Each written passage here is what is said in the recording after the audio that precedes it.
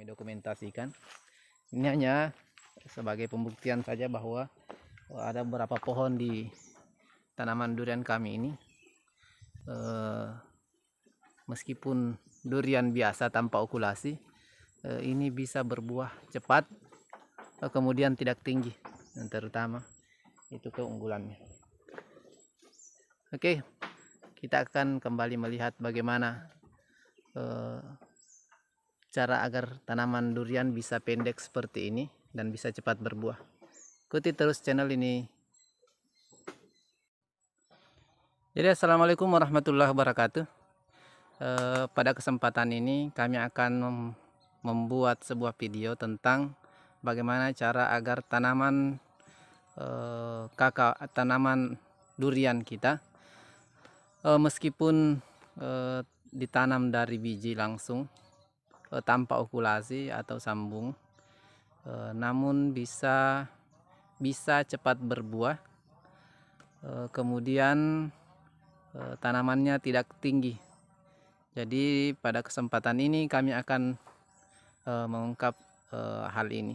Ikuti terus video ini, kami akan jelaskan bagaimana caranya. Ya, jadi inilah durian yang akan kita ambil contoh atau bahan praktek di video. Jadi durian ini usianya kurang lebih sudah 1 tahun. Ini kita akan jadikan tanaman ini menjadi pendek sehingga bisa cepat berbuah. Jadi tahap pertama yang mesti harus kita lakukan yakni, jadi ini adalah hasil sudah kami lakukan pemotongan pada bagian tunas bagian atas beberapa bulan yang lalu. Di sini kita bisa melihat hasil potongannya. Jadi teman-teman petani bisa menyesuaikan seberapa tinggi tanaman durian yang akan kita budidayakan. Itu bisa dipilih oleh teman-teman atau sobat petani semuanya. Dan kami biasanya menggunakannya yakni dengan jarak sekitar 1 meter, karena daerah kami ini juga terhitung banyak predator malam seperti hama babi. Jadi jika terlalu pendek itu bisa dirusak oleh hewan tersebut. Jadi kita akan mengulas lebih rinci mengenai ini. Oke, terus ikuti video kami.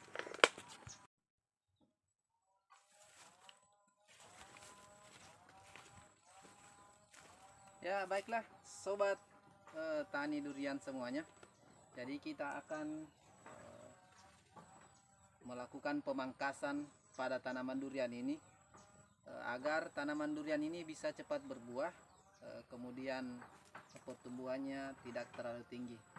Jadi kita akan melakukan pemangkasan selanjutnya. Memang tadi kita sudah gambarkan tentang cara pemangkasan pertama, yakni melakukan topping di usia kurang lebih 6 bulan setelah tanam. Itu bisa disesuaikan jarak ketinggian yang kita inginkan. Yang selanjutnya adalah melepas tunas-tunas wiwilan yang bisa mengganggu pertumbuhan. Kemudian kita akan mencari cara agar tanaman ini tidak tumbuh ke atas tapi tumbuh ke samping seperti ini, sehingga pertumbuhannya tidak tinggi. Namun yang utama saat ini kita harus melepas tunas air dan tunas wiwilan yang ada pada tanaman durian ini, sehingga pertumbuhan tunas atau cabang yang akan kita pelihara itu bisa maksimal. Oke, ikuti terus. Kita akan melepas contoh tunas seperti ini. Ini adalah tunas air. Ini ada beberapa tunas air. Ini harus kita lepas seperti ini. Jadi kita harus melepas tunas-tunas air agar pertumbuhan tidak tinggi, sehingga pertumbuhan duriannya bisa melebar ke kiri dan ke kanan keliling, sehingga pertumbuhannya bisa cepat. Kemudian itu kita akan melepas tunas-tunas wiwilan, tunas-tunas yang dekat dengan batang utama. Kemudian tunas-tunas kecil yang mengganggu pertumbuhan cabang utama itu harus kita lepas. Contoh seperti ini. Ini ada tunas-tunas yang harus kita lepas.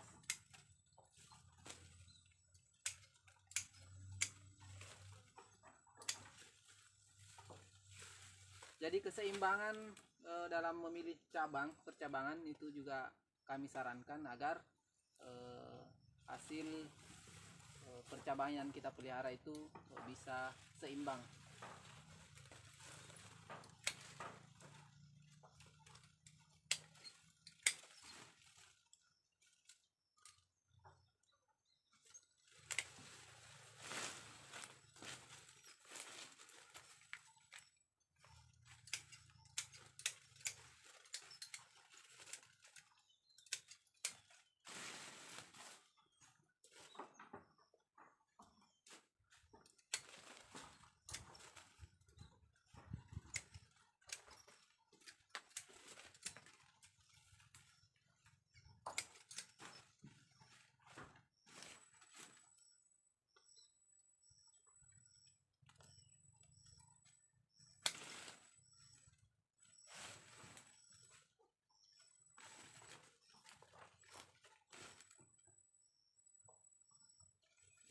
Dan baiklah, hasilnya seperti ini.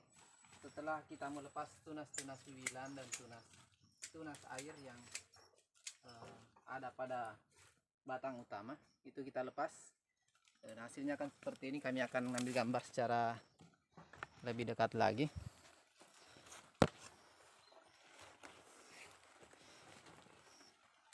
Jadi kita bisa melihat di sini kita sudah memilih beberapa cabang-cabang yang akan kita pelihara. Ini cabang-cabang ini harus seimbang supaya tanaman ini tidak mudah rubuh bila saya terkena angin yang kencang. Dan ini adalah tunas air setelah habis pemotongan seperti ini. Kita topping pada cabang utamanya atau batangnya. Dan ini akan seperti ini, akan tumbuh beberapa tunas air yang harus sering kita lepas karena ini bisa menghambat pertumbuhan. Kemudian kita memilih percabangan yang akan kita pelihara. Kita mengutamakan keseimbangan titik percabangan agar tanaman kita bisa kokoh.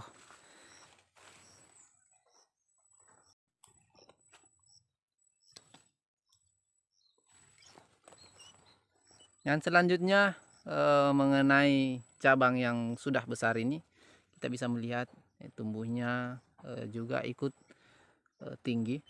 Itu kita akan cari cara agar pertumbuhannya itu bisa menyamping ke kiri dan ke kanan sehingga tanaman durian ini tidak tumbuh tinggi.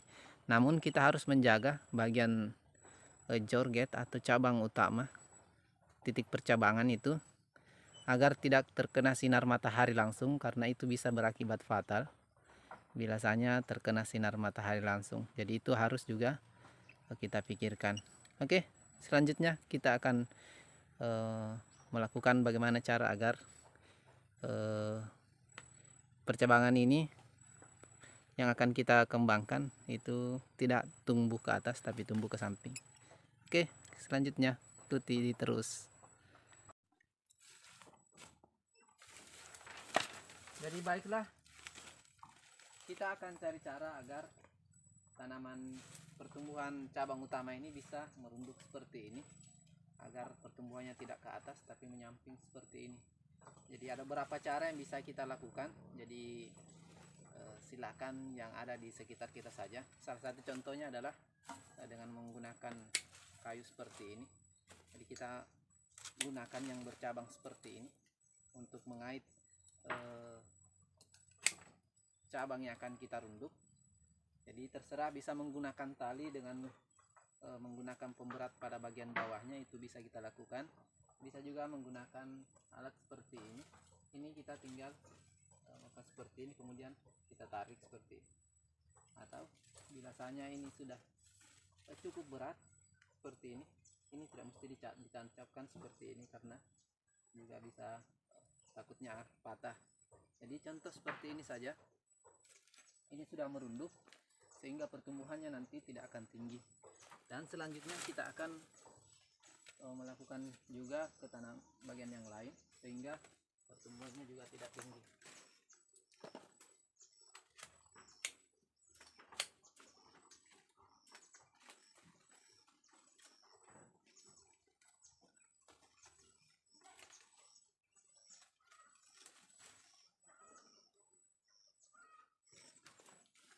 satu lagi ada bagian sana, kita akan tunduk.